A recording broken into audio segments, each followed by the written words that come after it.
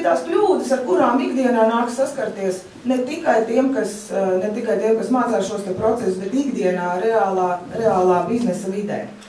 Te ir minēts tikai dažas no tām problēmām, bet viņas ir ļoti, ļoti daudz un dažādas. Nu tad kā vienu es gribētu nosaukt kā pirmo klientu balss ignorēšanu.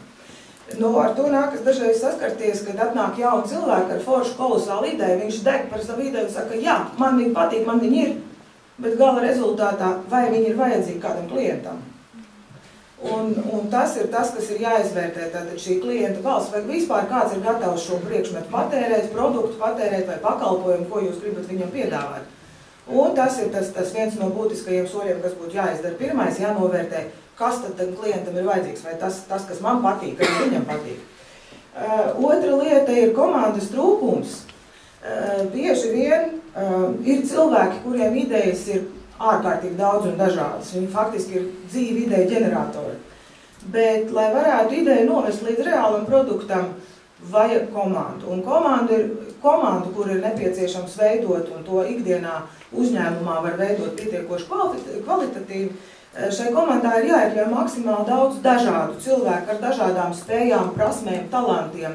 Ir daudz dažādu veidu, kā to var novērtēt, salikt kopā šos cilvēkus, jo dažādāki būs šie cilvēki, jo daudzvērtīgāks un daudzšķautņaināks būs šis rezultāts.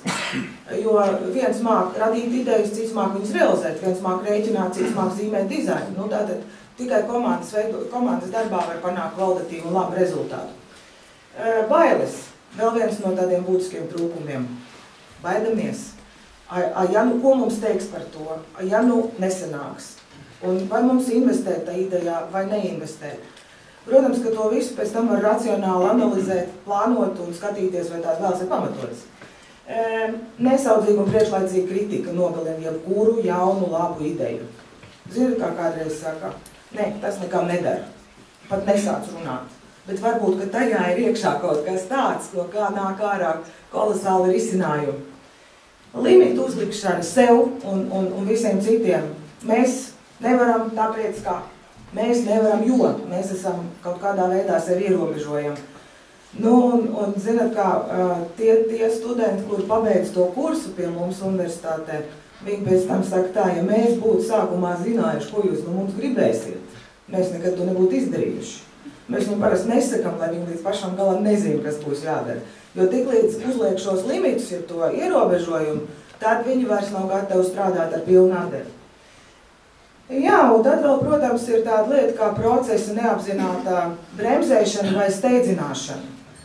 Kādreiz gribās, lai tā ideja ātrāk nonāk kaut kur galā. Vai atkal tieši pretēji tā sajūta ir tāda, ka vajadzētu to ideju, teiksim, pavilkt garumā.